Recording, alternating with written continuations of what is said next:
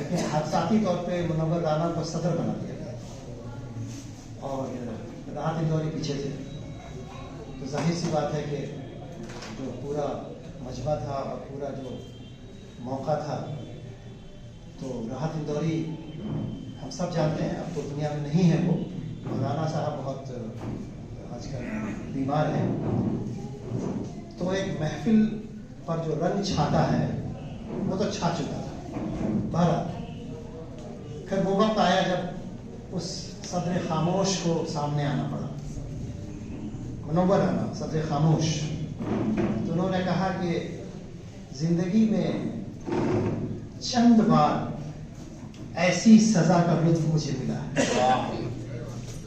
तो उस वक्त तो मैं टीवी प्रोग्राम देख रहा था, आज मैं उस सजा के दर्द को महसूस कर रहा हूं।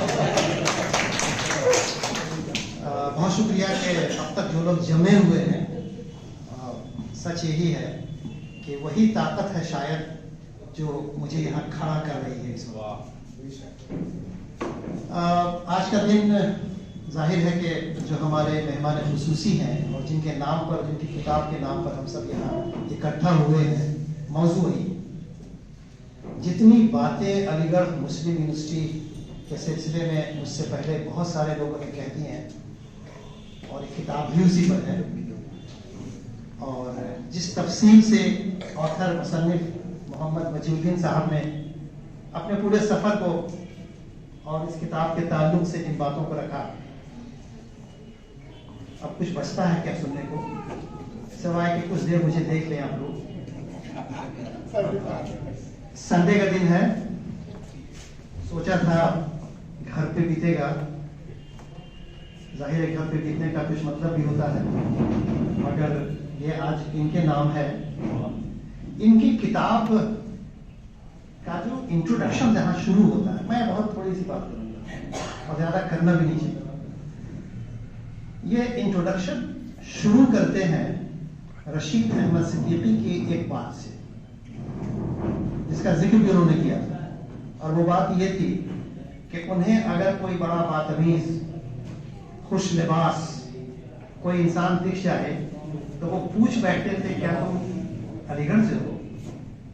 अगर उसने हाँ कहा तो बहुत खुश होते और कहते कि मैं यही समझ रहा हूं। और अगर ऐसा होता कि वो कहता कि नहीं मैं अलीगढ़ में कभी नहीं गया, तो वो कहते अरे ये कैसे हुआ कि तुम अलीगढ़ से महरूम रहे। ये इनकी शुरुआत है। लेकिन ये किताब जो 10 चैप्टर्स पे फैली हुई है, इस किताब का जो पहला पन्ना है और जो आखिरी हिस्सा है एक्नॉलेजमेंट का, उसके दरमियान ये किताब पाई जाती है। मेरी निगाह वहां पे गई थी। देखिए क्या है, आप किताब अगर देखें खरीद के, तो पहले सफ़े पे लिखा है अब्बा अम्मी के नाम, ये माँ बाप के नाम से शुरू करते हैं। और एक्नॉलेजमेंट में जहां ये शुरू हो रहे हैं किताब के आखिरी हिस्से में, वहां 3 लड़कियों का नाम है। एक नायाब है, एक सारा है और एक जरीन है। कोरोना का दौर चल रहा है, 3 बेटियां हैं जो अपने बाप से कहती है बाप तो आप बन गए, बनना तो बन गए, ऑथर कब बनेंगे? और ये ऑथर कहता है कि जैसे किसी ने मुझे ट्रिगर कर दिया। ट्रिगर तभी हुआ जब एक जमीन तैयार थी, जरखेज थी, और उस पर वो ट्रिगर उस बीज की तरह गिरा, और जिसके नतीजे में ये किताब हम सबों के सामने आ गई। अगली बात ये मैं कहना चाहता हूं कि इस किताब का जो सबसे एक चैप्टर है आखिरी वाला, जहां वो स्टूडेंट्स को एड्रेस कर रहे हैं, जर्नलिस्ट एड्रेस कर रहे हैं स्टूडेंट्स को। तो एज ए टीचर मेरा जो थोड़ा बहुत तजर्बा हुआ है इस फील्ड के अंदर, देखिए यूनिवर्सिटी जो होती है कॉल्ड्रन की तरह होती है, एक बड़े से देख की तरह होती है, जिसके अंदर तमाम तरह की चीज़ों को डाला गया, मसाला डाला गया, एक ख़ास वक्त तक वो उबलती है और फिर वहाँ से कुछ बन के बाहर निकलता है, वो उसका डिश कहलाता है। एक यूनिवर्सिटी भी कुछ उसी तरह की चीज़ होती है। और अलीगढ़ खासतौर से, मैं JNU का, JNU भी कुछ उसी तरह की यूनिवर्सिटी रही है, जहाँ रिप्रेजेंटेटिव माहौल रहा है, जहाँ क्लासरूम के बाहर कैंपस का भी माहौल रहा है, ये फैज मेरे छोटे भाई की तरह है, इन्होंने इसका जिक्र भी किया था कि university is not limited specially when it is a residential university only to the classroom situation. There is a life beyond classroom, that is campus life. और अलीगढ़ हो या JNU हो, ये ऐसी यूनिवर्सिटियां रही हैं जिन्होंने न सिर्फ वहां के लोगों को क्लासरूम लाइफ दी, लाइब्रेरी दी, बल्कि कैंपस लाइफ भी दी, और एक पूरी हमजा शख्सियत का बनना, एक कंप्लीट पर्सनैलिटी का ग्रो करना, जो कुछ कंट्रीब्यूट कर सकता हो, ये तभी मुमकिन है जब आप सब्जेक्ट्स के बियॉन्ड जाते हैं, जिसका जिक्र आपने भी किया। अगर आप अपने आप को सब्जेक्ट तक लिमिटेड रखेंगे तो जाहिर सी बात है आपका कंट्रीब्यूशन समाज के लिए, आपका कंट्रीब्यूशन मुल्क के लिए नहीं हो सकता। ये सिर्फ सब्जेक्ट के लिए होगा उस हालत में।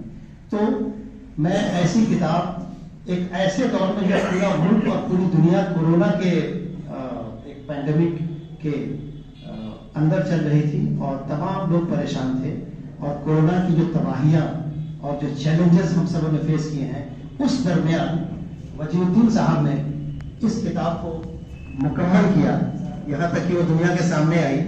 तो ये मुझे लगता है कि कोरोना का कुछ साइड इफेक्ट है जो अच्छा वाला भी है, इसलिए इसकी तारीफ की जानी चाहिए, और मैं मुबारकबाद देता हूँ इस बात के लिए आपको। और आखिर में मैं कह रहा हूँ इस किताब का जो लैंग्वेज है ना, अभी जिक्र किया तारिक ने कि ये जब मुझसे पिछली बार 20 साल कबल मिले थे तो कुछ बातें हुई थी उस दरमियान में। तो ये वो दौर था, 20 या बल्कि कुछ ज्यादा ही हो गया होगा। तो मेरे अर्ली 90s का जब मैं JNU में था, तो उन दिनों JNU सोशलिस्ट डिस्कशन फोरम हुआ करता था, उन लोगों ने नेल्सन मंडेला साहब को बुलाया था, मैं भी उसमें शामिल था, बड़ा सीनियर स्टूडेंट हो चुका था मैं। तो उनसे बहुत सारी बातें हुई थी। उनकी एक बात मुझे हमेशा याद रहती है, जो उस चीज को मैंने इनके राइटिंग में देखा है, इसलिए मैं रेफर भी कर रहा हूं। नेल्सन मंडेला का एक जुमला था, उसने कहा कि if you speak to someone in your language it will reach to his mind. If you speak to someone in your language it will reach to his mind, but if you speak to someone in his language it will reach to his heart. ये जुमला आप इस किताब को पढ़ के देखिए। अरे साहब, मैंने किताब पूरी पढ़ी नहीं, लेकिन मैंने चैप्टर्स का सफर जरूर किया है, रुका कहीं नहीं। ये ऑलमोस्ट लाइक जो एक बस चलती थी पहले दरभंगा से पटना के लिए, बट नॉन स्टॉप बस। तो कुछ उस अंदाज में मैंने इस किताब का सफर किया, बहुत वक्त मिला नहीं मुझे, तो उस नॉन स्टॉप सफर के दौरान मैंने ये महसूस किया, ये किताब एक्चुअली एक ऐसे लैंग्वेज में लिखी गई है जो किसी के लिए भी अवेलेबल है समझने के लिए। अलीगढ़ और ये किताब थोड़ी है, अरे भाई ये तो अलीगढ़ और उस पूरी तहरीक, उस पूरी फिक्र और पूरे नजरिया किताब नहीं है, ये हिसाब किताब है साहब, पूरी चीज यहाँ से। और मैं ये बताऊं कि इंटरेस्टिंग भी है। देखिए इसमें जिक्र आता है, मैं यहीं पर बात शायद खत्म नहीं करने जा रहा हूं, जिक्र आता है कि वो शेरवानी, आप देखिए जिक्र आता है वो चूड़ीदार पैजामा, आप देखिए मुजस्सम मौजूद है। तो ये सिर्फ किताबी शक्ल नहीं है, बल्कि मुजस्सम किताब के तौर पर ऐसा क्या मौजूद है, आप देखिए। और उसी फ्लो ऑफ राइटिंग में ये फिल्म मेरे महबूब और शकील बदायूनी कि वो मशहूर गीत राजेंद्र कुमार का सफेद शेरवानी पहनना, इसको मेंशन किया इन्होंने, उधर से आती हुई साधना बुर्के में, और दोनों का टकरा जाना, किताबों का बिखर जाना, ये सब जिक्र है इनकी किताब में। आप देखिए अलीगढ़ को कहां कहां ले गए हैं, ये कहां शुरू किया। मेरी मोहब्बत की कसम। जी जी जी, मैं अपनी बात को शायद उसी लाइन पर खत्म भी करूंगा, लेकिन उसके पहले मैं वापस आता हूं आखिरी चैप्टर पर। एक यूनिवर्सिटी में कुल मिलाकर 3 कंपोनेंट्स होते हैं, किसी भी एकेडमिक अदारे में 3 कंपोनेंट्स होते हैं।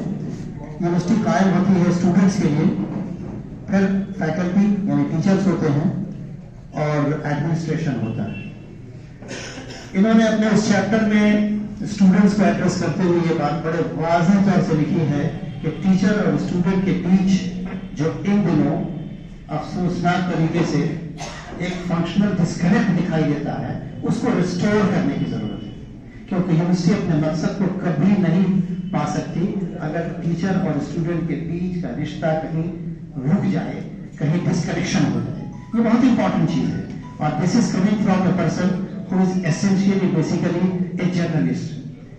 He is an elite, but his vision, his feelings are such that he speaks like an academician. ये बहुत बड़ी और अच्छी बात है. और अपनी बात को खत्म करते हुए मैं आपको ही डेडिकेट कर रहा हूँ, हालांकि ऐसा सब करता नहीं है, लेकिन मैं कर रहा हूँ.